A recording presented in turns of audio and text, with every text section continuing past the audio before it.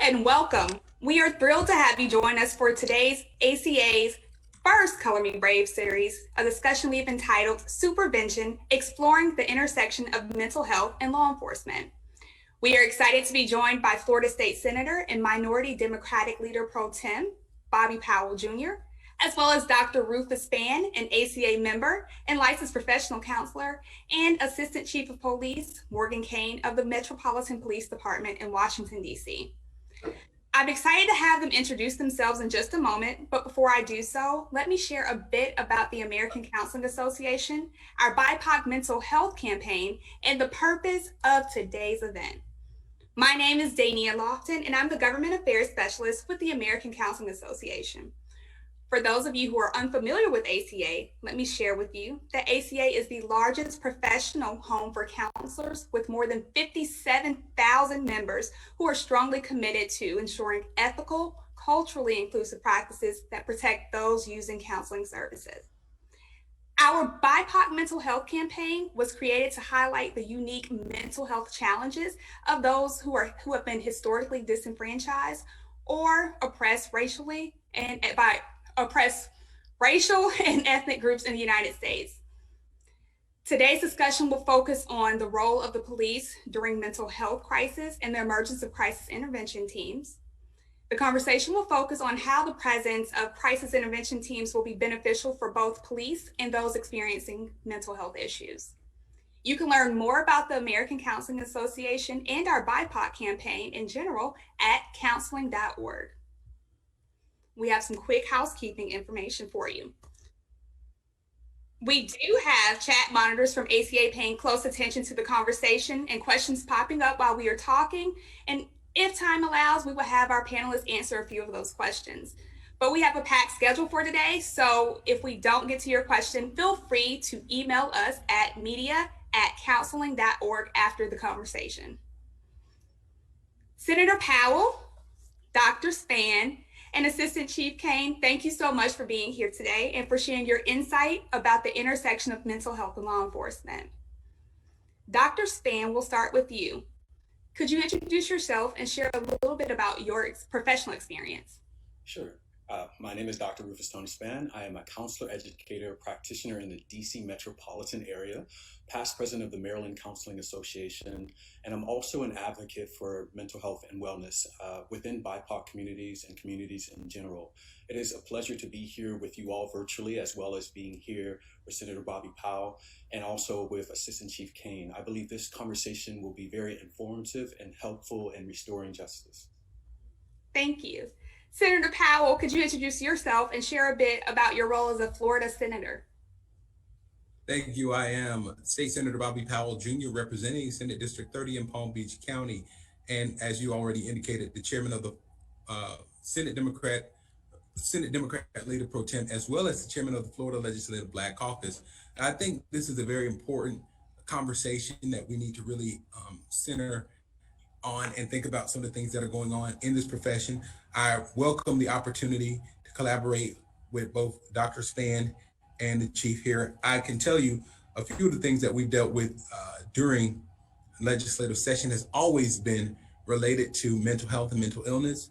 But the state of Florida, we are 49th in the nation in terms of funding and spending when it comes to mental health crisis and mental illness. So we've got a lot of work to do, and this conversation is just a part of the continued conversation that we have to have in the state of Florida. Thank you.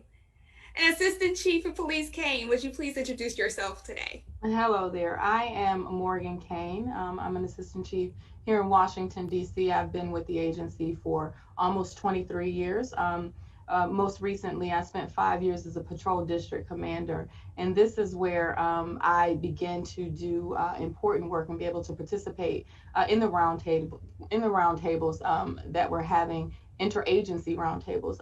It's a priority of our administration here in Washington, D.C. that we provide service and we collectively put our heads together and kind of work around our residents and our citizens here that have mental health issues, substance abuse issues, homelessness issues. And so I say that to say that I've been sitting around that table for my 5 years as a district commander, as a huge population of the patrol district that I commanded had those issues. And so I think I have a lot to offer to this conversation from a law enforcement perspective, and how progressive we've been here in Washington, D.C. to provide those needed services and ensure that we have our officers trained up very well to provide intervention and kind of intercede and keep that at the forefront of their minds when they're responding for calls for service or they're engaging this community out on the streets. All right, thank you. And with that, that leads us into our first question. After the implementation of crisis intervention teams in a large county in Central Florida, the arrest rate was found to be very low and even declined across time, providing evidence that CIT programs may indeed be useful in reducing discretionary arrest among persons with mental illnesses. Dr. Span, in light of this, what would you say are some of the major benefits of having community-based crisis intervention teams for mental health-related emergencies?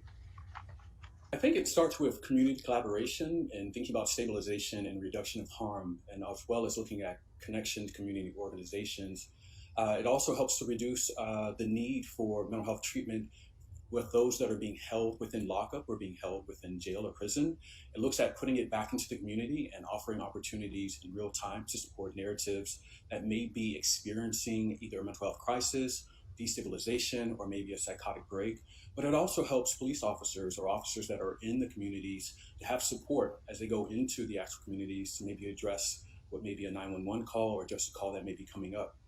As we know that officers are going into the community that may have the background of working with mental health as training is out there, but at the same time collaborating with those that are in the communities that can help them support these narratives and then think about what is the treatment after the situation. Thank you. Now, Senator Powell, I want to shift to you. Studies also show that police diversions, and CIT especially, significantly reduce arrest of people with serious mental illnesses. Pre-booking diversion, including CIT, also reduced the number of rearrests by 58%.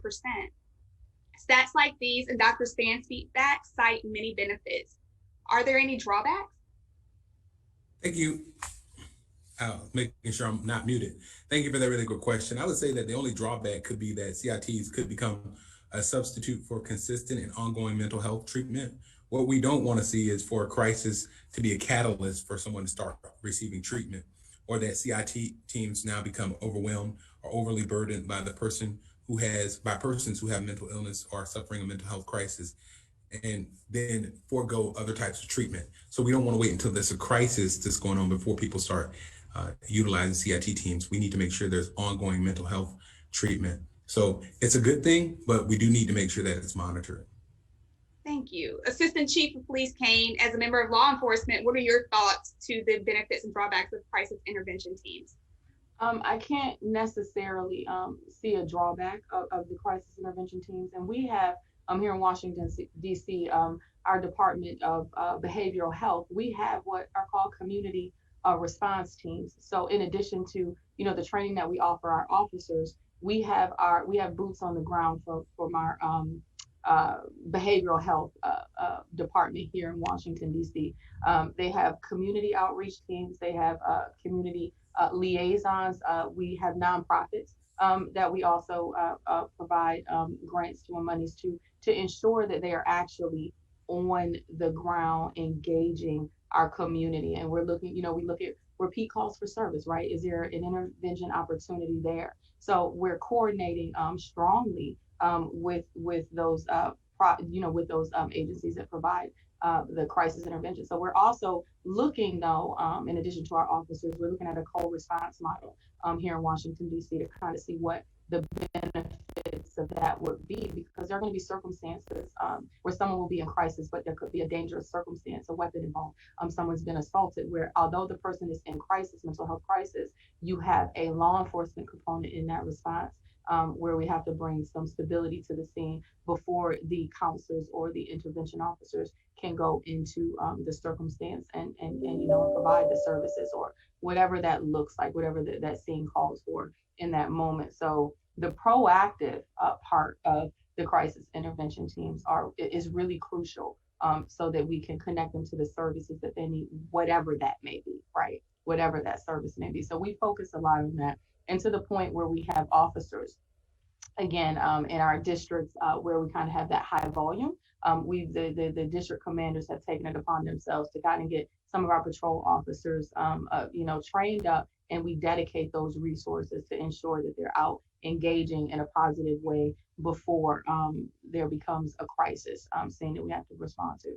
So we talk about the pre-book and diversion as well. We also have that program here in Washington, D.C., where it's pre-arrest diversion. It's certain crimes, because we understand mental health, substance abuse, homelessness, all of those things are, they're not criminal in nature, right? They're not criminal. It's not a crime to have mental health issues. So in some of those lower level crimes, criminal acts that may occur, we actually do. We have the option of working with behavioral health, working to get them in programs in lieu of that prosecution.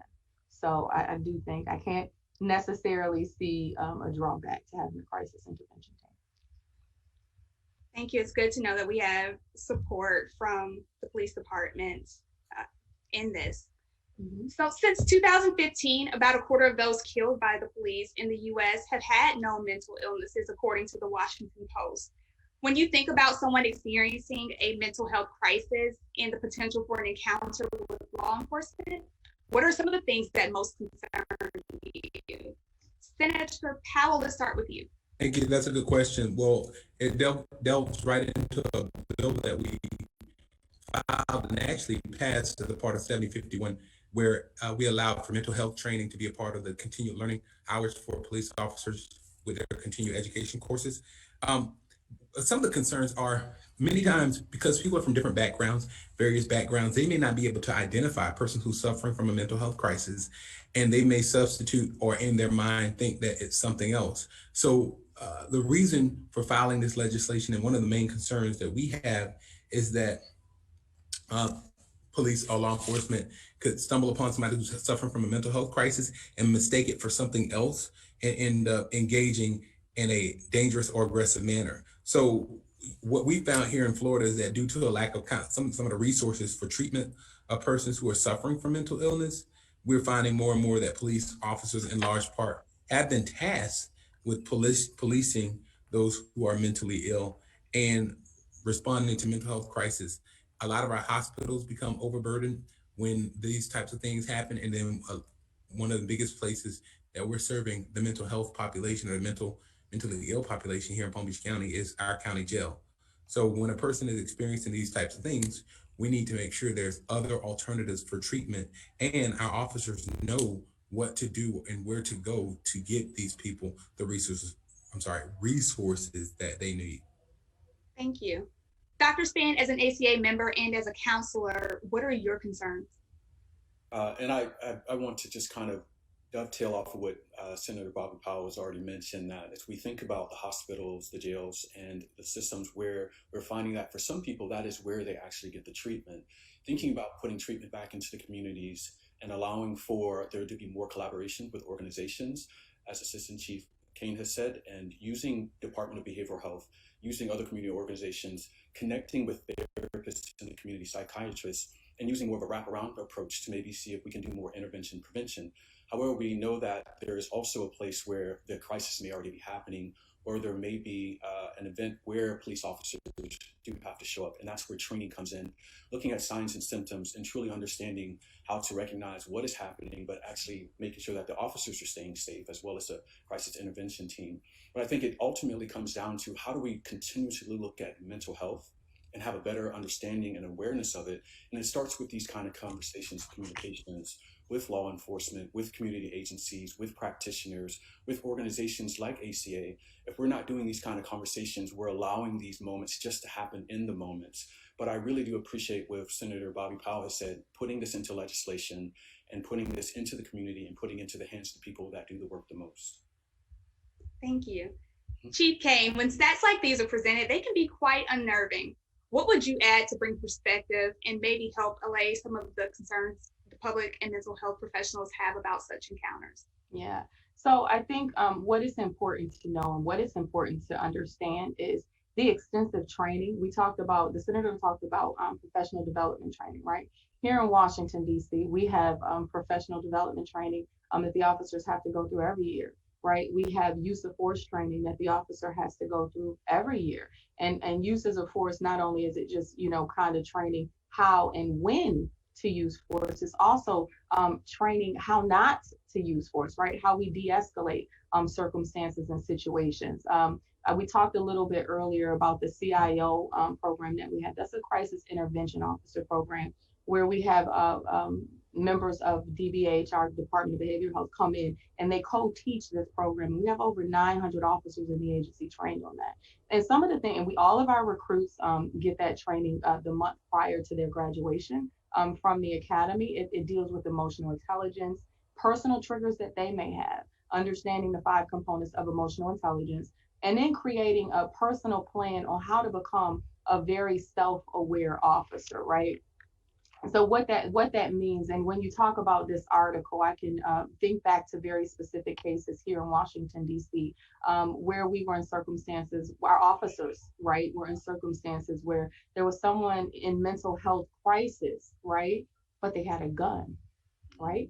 So we train our officers how to provide that distance. And I remember when we released this body worn camera video as well, where for 8 minutes, I think the officers were talking through and pleading with this gentleman in mental health crisis to put the gun down. And we were able to successfully resolve that that situation, that circumstance, without any use of force on the scene, right? And so that is where we want our officers to be. I talked about de-escalation techniques. How do we identify and recognize when there's someone suffering, from a mental health disorder, whether they're in crisis or not, right? De-escalation.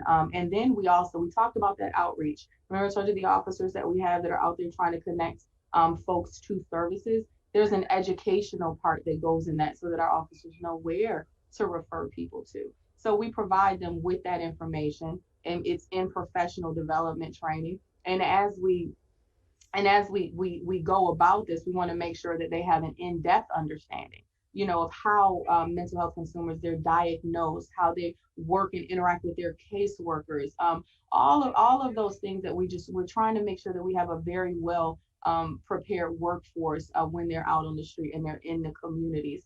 And especially after, this last year has been rough, right, with COVID and then riots and the situation that happened following, the unfortunate murder of Mr. George Floyd at the hands of law enforcement, right? So we are seeing more people with mental health issues, and probably people that we wouldn't have seen, with mental health issues had they not been isolated, for a year because of COVID. So it's something that we are constantly talking about, in our roll call rooms, on our calls for service. So it's just something that we're very, we actually have our officers visit mental health facilities in this training. We have CPAP is, our psychiatric program that we have here. We talk consistently with, remember we talked about those nonprofit providers. We even liaison with them so that they understand what the officers, what training they get, what they will do. And then our asks of them to make sure, again, that they're in the community providing these services. So it really is very comprehensive. We'll talk a bit about the amount of time later that we spend training, those hours, what those training hours look like. Thank you. So sticking with training, crisis intervention teams or CIT training reduces officer stigma and prejudice towards people with mental illness. Do you think the use of crisis intervention teams will change the way we think about and talk about mental health in general? And Dr. Span, I'm going to start with you on this one. I think it's a variable to working through what mental health looks like in the nation and what mental health looks like in the world. I can say, just listening to Assistant Chief McCain, just hearing everything that law enforcement is doing, particularly in the District of Columbia, it actually brings some light to what I didn't know. And that kind of awareness and knowing that there's a lot of training going on, a lot of emphasis being put into that space of mental health, behavioral health, and support while in the community really does a lot of good to hear that conversation. But I think it takes a lot more conversations and continuously putting that out there. And I think this is a start for that. And I appreciate Assistant Chief Kane, you talking about this right now, because it puts it into the ethos, it puts it into cyberspace and allows for people to hear this, because I don't believe everybody knows that this is happening within law enforcement, this kind of mental health initiative. And I think the more we talk about it in different spaces and different pockets, from the mental health aspect, from the American Counseling Association down to other agencies that are in communities, from getting into the community and talking to, from barbershops to the educational system, I think it's going to take an approach where we're getting into the communities and we're talking about mental health and talking about how when we see people showing up on the scene, that there are people that are trained that are here to help, as well as how do we get the training into the community, like mental health first aid, and allowing for our own community members to see signs and symptoms, and how do we get the resources into their hands to call mental health first aid, or how do we call crisis hotlines, or reaching out to law enforcement, knowing that there are crisis intervention teams that can support them. But if these narratives are happening and we're not talking about it, many people don't know. And I think that's what it's going to take. It's going to take conversations, continuous conversations, then action and continuity, and putting it into places like legislation, and always bringing it down to the homes and the communities that we live in. Thank you. Senator Powell, what are your thoughts? I've got a lot of thoughts. Can you center back on that question? Because one of the things I did want to also point out with the work that Chief Kane is doing in Washington, I think it's amazing work, and that can be shared with some of the agencies. I'm here in Florida, and almost every agency does something different. Some think they could use additional training, others don't. So, you know, it'd be very interesting that if we could show how to collaborate and what's happening in other areas to be happening in some of the places here in the state of Florida. And I believe that, of course, CIT is an organizational and community intervention program that involves changes within our police force. It provides procedures that allow for collaboration, looking directly at the idea of mental health and the mental health providers in our communities. And I think overall, when every entity and every group is working together, then we can see real changes happening within the system. Exactly. Dr. Span, I understand you do a lot of work in schools. There's been conversations around this idea of restorative justice, and recently the ACLU published a report titled Cops and No Counselors, How the Lack of School Mental Health Staff is Harming Students. Can you share with our audience your thoughts around what's happening or should be happening in schools?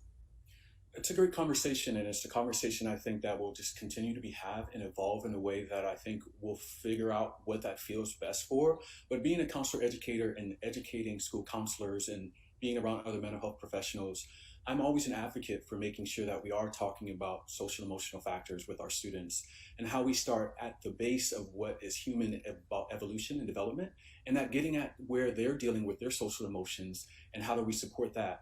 I see as some of the ways of doing that is using restorative justice, what looks at a model of repair, encounter, and transformation.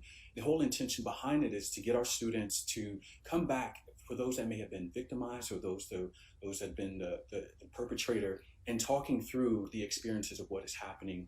This is also happening in the community and at a national level, as there are other organizations that are supporting these kinds of narrative and conversations. Now, this doesn't mean that it meets every need, because there are some situations that may not call for this or may be appropriate. However, what I'm noticing as just the human development and human emotions, if we're allowing for spaces for individuals to understand how to emote, express their emotions, and deal with frustrations or behaviors, and we're allowing time to skill build and support those narratives in the school system, in the community, it allows for an opportunity to work through situations and work through problems in healthier ways, and also allowing for restoring in healthier ways for the victim as well as for the perpetrator.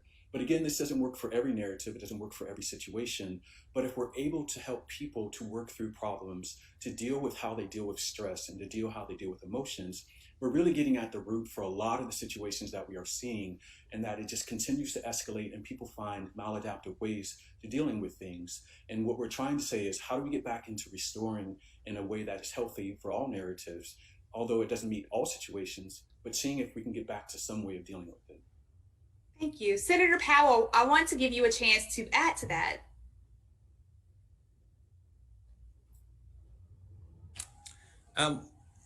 I can add a little bit. I think Dr. Span hit most of it on the head.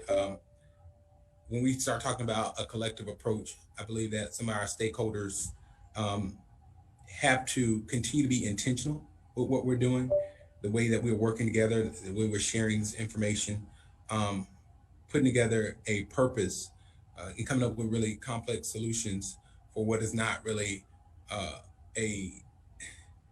an isolated issue, a comprehensive plan for a very complex program dealing with mental health and mental illness.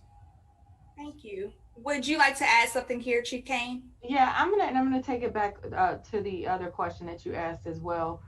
When we talk about mental health in general, I think that's something that we have to be conscientious of, even with police officers, right? So here in Washington D.C., when we took inventory, and our chief of police, when he took inventory of kind of what was going on with our workforce and what we were seeing and the stresses, the stressors and the stress that we're putting on our membership, right? So we have to make sure our officers' mental health is up to par and where it needs to be as well. And we have to invest in their mental health, particularly, like I say, I feel like there's pre-2020 and there's post-2020, right? And it's had an effect on society in general, right? And so, here in DC, not only did we deal with riots and demonstrations and all of those things that happened during the summer and into the fall, and at the end of the year, the presidential election, those demonstrations, and then we rolled over into an insurrection, right? Where we are looking very closely at the mental health of our officers as well.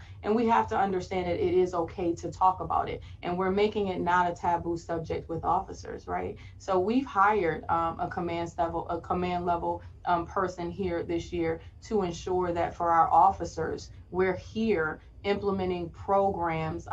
We're paying attention. How can we best support them and in their mental health? How do we put the mental health of the officers at the forefront of the agency, and how do we integrate it into everything that we do from the top down? We make it culturally accepted to look out for the well-being of the officers mentally, because we need them to be in a good space so that they can go out and deal with the public and whatever those problems are. So I did want to say that. So we just have to, as a society, not just in our mental health population, we have to make it acceptable to say, you know what, I'm not okay today. And then we kind of make those adjustments. But when we talk about school, we have school resource officers that are in school, right? And we talk about legislation and what we need to actually put in legislation. And I understand that my agency, I'll tell you all day long, we're at the forefront of law enforcement. And so we look forward and we blaze a path, right? We're always thinking, how can we be better? How can we be greater? How can we be more supportive to the community? So we talk about legislation. The one thing that I would encourage any legislator to do, Senator, make sure your police department is around the table when you're legislating things that affect the agencies, right? That affects the ability of the officers to go out and actually be successful in doing their job, right? And embracing the community and supporting the community. But we will hold, violent offenders accountable, right? But so make sure they're there at the table. But for us, it's something that we're always forward looking. And so we talk about children in schools and mental health. It's crucial to have those counselors in there. And I know that we have officers that are serving as mentors, that are taking children and guiding them, investing in those kids, the police officers that we have in school. And we have so many programs where the police department actually supports, engages, mentors, and molds our children, because some of them, depending on the neighborhood, right, they're living in trauma already. Gunshots, that's traumatic, right? So I think it's critical that we invest in the kids, particularly in school. Great. Let me piggyback a little bit off what Chief Kane said too, because, and I'll jump back, but all of us through our lifetime start to experience a bit of trauma, whether it be the loss of a loved one. Like, for instance, my mother died at 19, and if we don't seek treatment or we don't get over those things, we start to experience things that could lead to a mental breakdown or a mental health issue. Yeah. And for our police officers, our law enforcement, you got to times 100, because not only are they dealing with issues with their own family, but now they're going out into a community and they're going into situations that many of us don't see on a daily basis, walking and seeing somebody who's been shot, walking into incidents where somebody's been in a horrible accident, and things that we don't see on a day-to-day basis. They're seeing these things, and it does have a psychological impact and effect. So even when they're continuing to get their training and continuing to,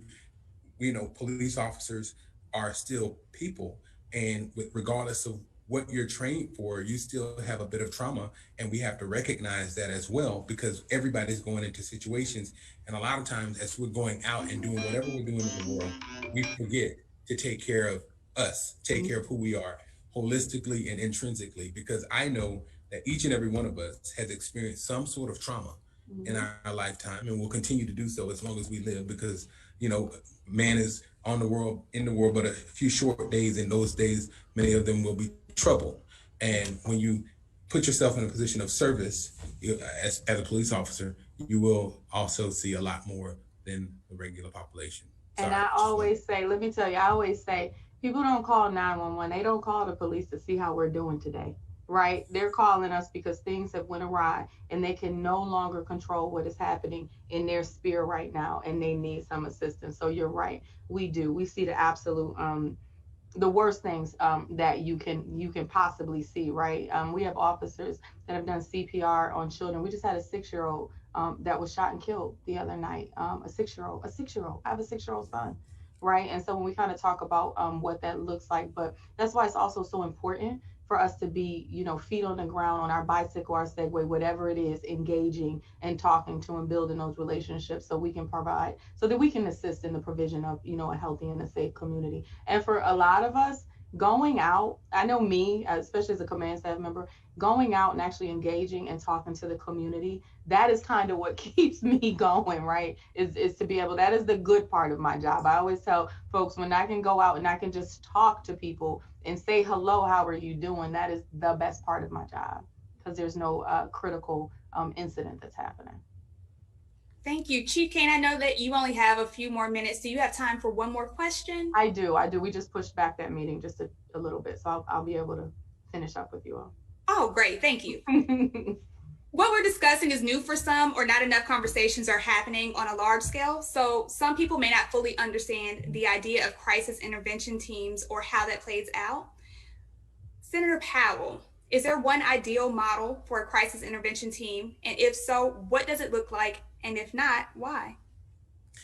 For me, somebody who's dealt with different levels of people who are experiencing mental health issues and mental illness and mental crisis, I don't believe personally there's one ideal model for crisis intervention teams, because community characteristics and then demographics and resources vary from one community to another. There's always an ideal goal or objective to crisis intervention teams, and the number one thing is safety, right? But for us, what is the safety that we're dealing with? We're dealing with and thinking about the safety of the general public, the safety of persons who are experiencing a mental health crisis, safety of law enforcement and first responders when they come upon somebody who's suffering from a mental illness or mental health crisis. So the goal for me and my thought process is safety. And with that being said, I think the professionals who are working there's not a one size fits all. There have different strategies put in place that will involve or center on the main goal of safety. Did you get all that? It looks like my internet connection is unstable. I think we did. Thank you. Chief Kane, from your perspective, what do you believe? Well, I think that if we look at a co-response model, of course, we have to ensure that everybody is trained and they're well-versed, and that the folks that we are responding with, right, they have to be very well trained, right? They can't look at us. Sometimes we see, we're like, oh, police, can you handle that? We're like, no, that's an issue for you to kind of handle. The scene is safe, so we're going to need you to handle it. So I do think, to the senator's point, just like when we talk about policing strategies, right, every community is not the same. You know, understanding what is going on in that community, understanding the demographics of the person that you're dealing with, and being able to relate to that, right? There has to be that cultural understanding of the folks that you're dealing with. I think that's crucial, and I think it's critical. But one of the other things that I think we're going to have an issue with when we talk about resources, do we have enough trained personnel to be able to handle what this workload looks like?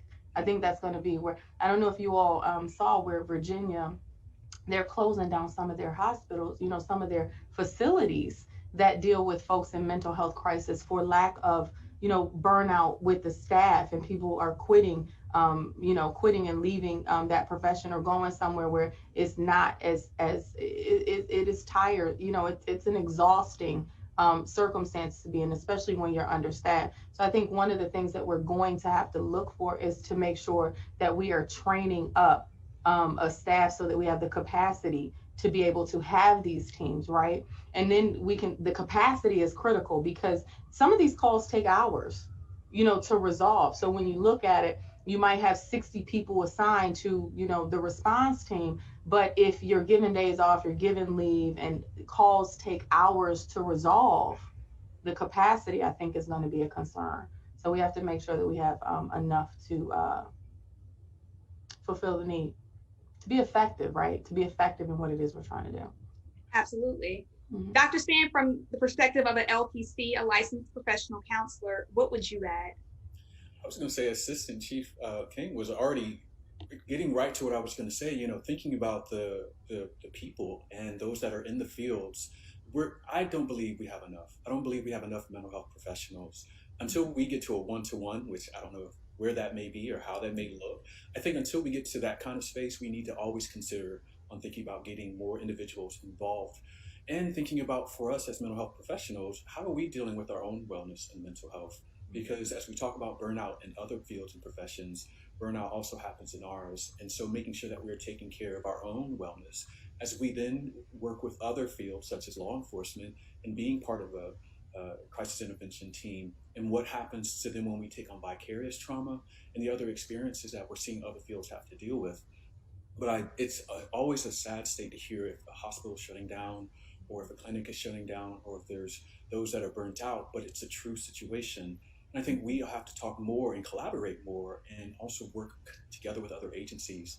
I didn't know this much about what was happening within the District of Columbia and law enforcement and how much mental health training and work was being done. I find it very courageous. I see that it's culture shifting. I think more mental health professionals need to hear this, and other organizations, all the way down to those that are students in counseling programs or mental health programs, because that then encourages them to say, maybe I do want to be a part of a crisis intervention team.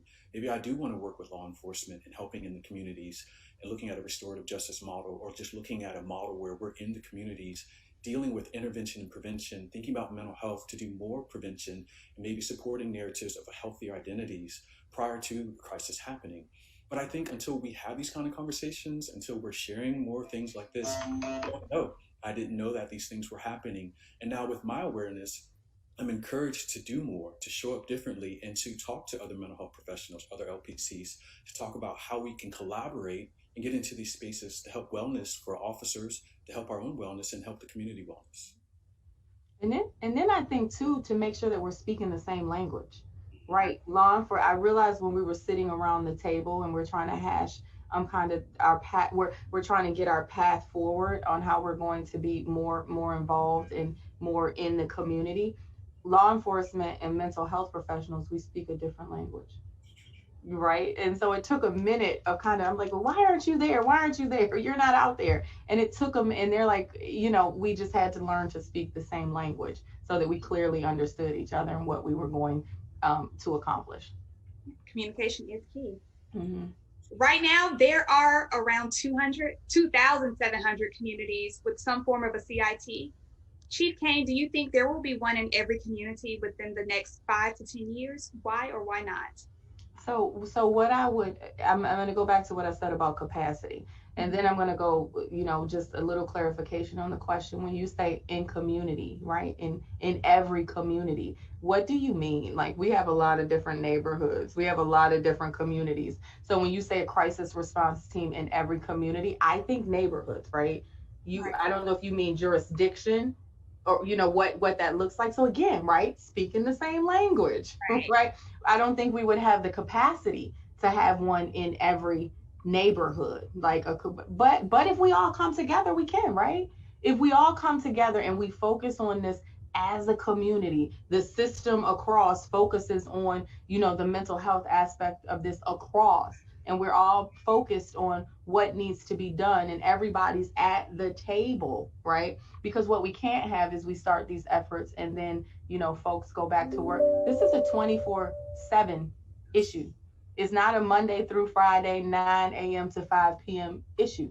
So we have to have the capacity where people are available 24 hours a day, 7 days a week to staff those co-response or those crisis intervention teams, right? So it's a lot of money involved in that. There's a lot of time effort, and focus, right? But if we can build that, right, and other entities aside from law enforcement are actually being responsive to the point, and effective, right? Responsive and effective to the point that we kind of pull law enforcement out of it, then we get to go focus on those violent offenders, those shooters, the murderers, the robbers. We focus on those people that we should be focused on. So I think it's going to be a question of capacity. I would like to see it happen, right? But capacity. Thank you. So let me go back and clarify the question for Senator Powell and Dr. Span. Do you think there will be a crisis intervention team in every jurisdiction within the next 5 to 10 years? And so, Senator Powell, in these communities that don't have these teams currently, what would you like to see police and other law enforcement members do in response to a mental health crisis? That's a really, really good question, and it locks into a lot of what Chief Kane said. But also, we're here in the state of Florida.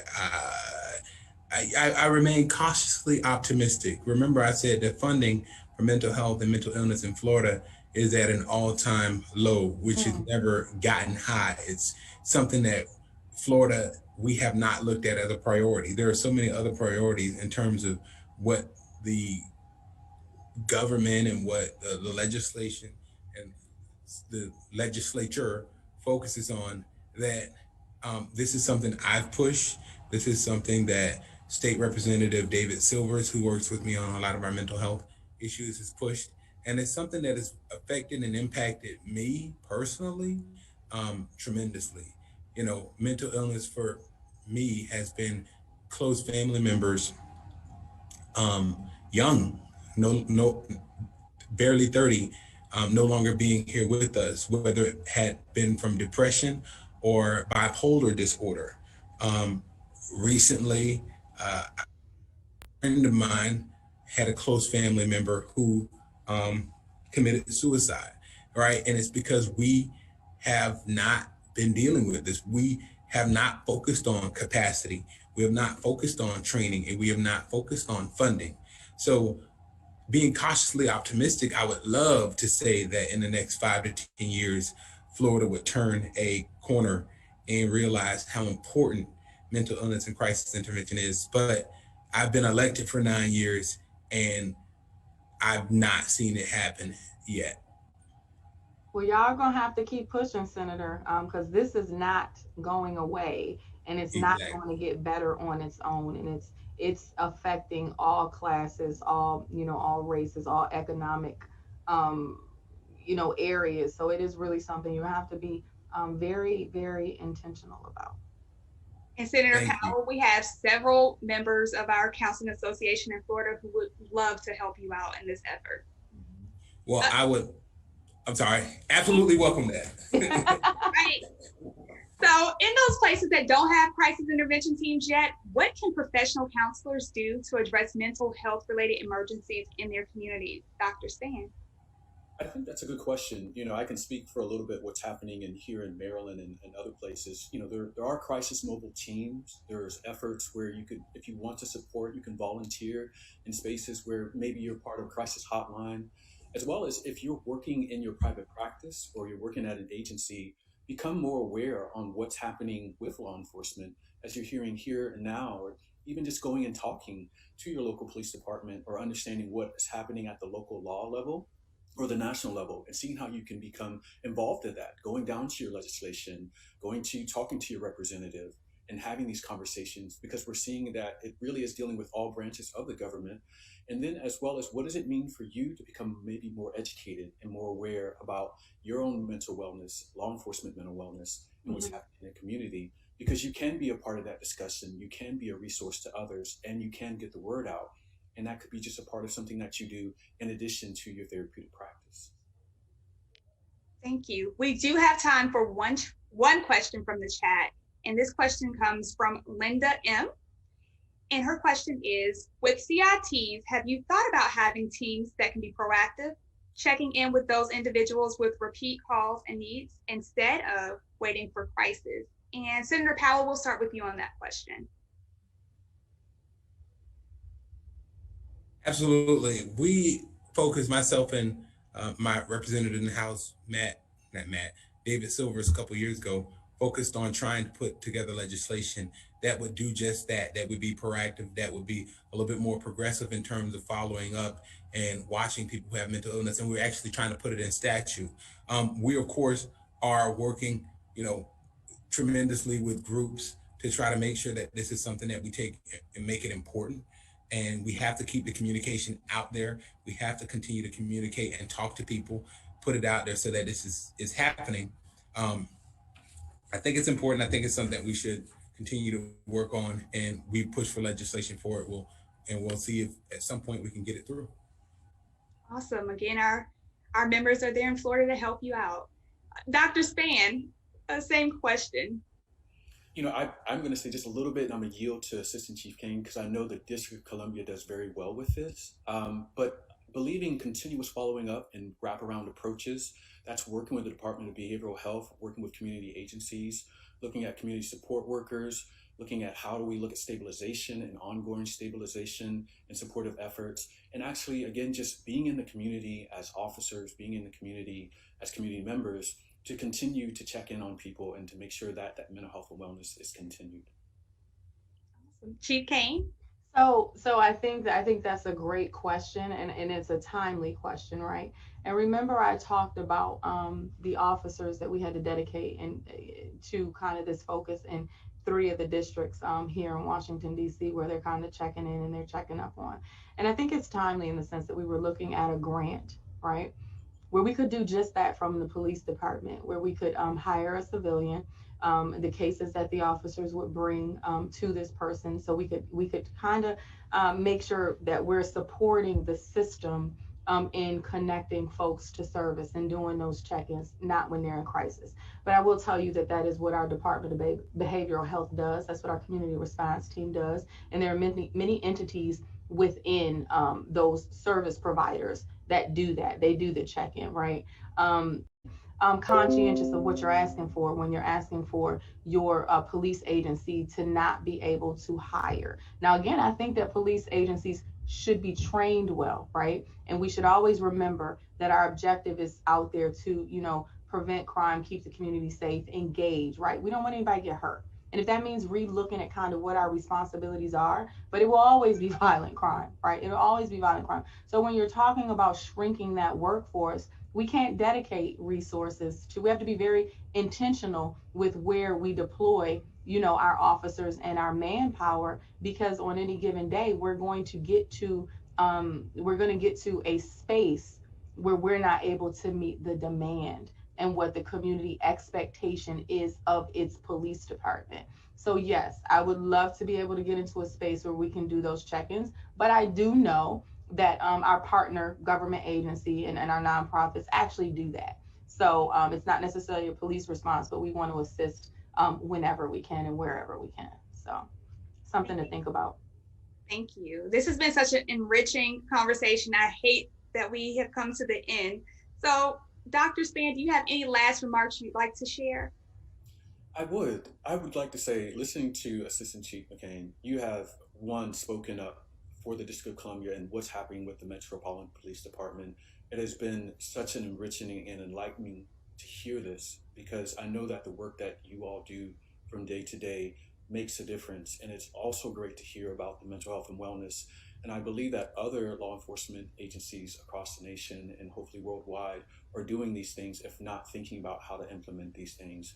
Senator Bobby Powell, it is great to hear that you are at the forefront and looking at legislation and continuing to push, and know that there are those that will back you in the state of Florida from the Counseling Association.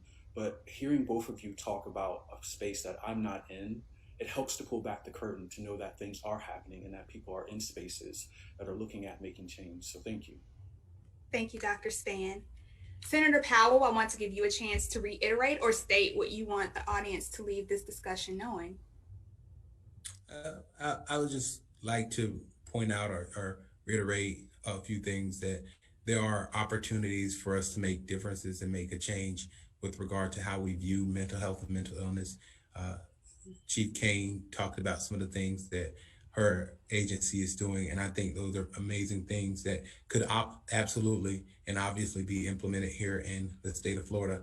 And Dr. Span working in his space and trying to make sure that we are bringing mental illness and mental health to the forefront. Me personally, one of the things I would like to see done is that we do really start funding this in the state of Florida, and we look at it differently. Already going through the pandemic, what we've started to realize, and people are now having the conversation, that this used to be a taboo subject when it came to people who look like us, right? The Black people. And now this is something that we're talking about on a daily basis. It's being advocated for and popularized. So we're having ways that people can cope and people can deal with it. But when we talk about CIT teams, making sure that people know that there is assistance available, and that we start having people who are willing to volunteer and willing to help out, because it takes all of us to make changes and move the needle. A few of us can get things started, but a lot of us can really make a huge difference and impact. Thank you, Senator Powell. Thank you. Chief Kane, do you have any last words? I do. So the takeaway that I hope that folks take away as it pertains to law enforcement and people that are suffering from mental health crisis, it is something that I can tell you in Washington, D.C., that we invest a lot of training in our officers. We don't willy-nilly use force, right? We know that human life is we value the sanctity of it, right? And so we train that way. And so recognizing that there are individuals that are having mental health breakdowns or in crisis, we train our officers to respond appropriately in those circumstances, and to try not to use force. There's circumstances where we need to, and I know that there's this perception that we just immediately go to lethal force, but it's not what we train our officers here to do in Washington, D.C. We understand in the criminal justice system that there are people that need services, not incarceration, right? And so we're very conscientious of that, and we have these programs. We have, I didn't touch on this, but we also have, the option when we bring someone into police custody, or if we recognize that someone cannot care for themselves or may harm themselves, in the street, that we can bring them in for 72 hours. We can take them over to CPEP for services where they can commit them for 72 hours. So we're very conscientious of trying to provide the support that we can support to our community here in Washington, D.C. And we'll continue to evolve. We'll continue to try to, get better and make sure that we're making great decisions for the agency and the city. So if there's anybody out there that kind of wants to know how we do what it is that we do, we share the information. We feel like communicating it and ensuring that people are aware, or if there's a circumstance where we can help provide some training, share our training, we're more than willing to do that, because when we use voice multipliers and we use the community as multipliers, then I think that we make really great strides. Excellent point. Thank you, Chief Kane.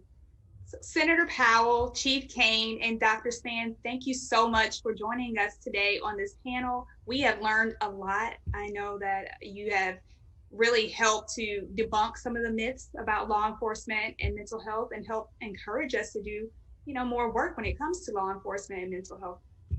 We want to encourage everyone to like and share this video. You can also like the American Counseling Association Facebook page to get the latest updates and resources pertaining to mental health. For additional trainings, resources, and information on this topic and more, please visit the ACA website at counseling.org. Thank you for joining us, and we hope to see you next week on Thursday, July 29th from 2:00 p.m. to 3:00 p.m. Eastern for our next Color Me Brave discussion, where a new set of experts will be talking about equity from buzzword to action. We hope you got something from today's discussion that helped you to be brave, more informed, and most importantly, part of the solution. Have a great rest of your day.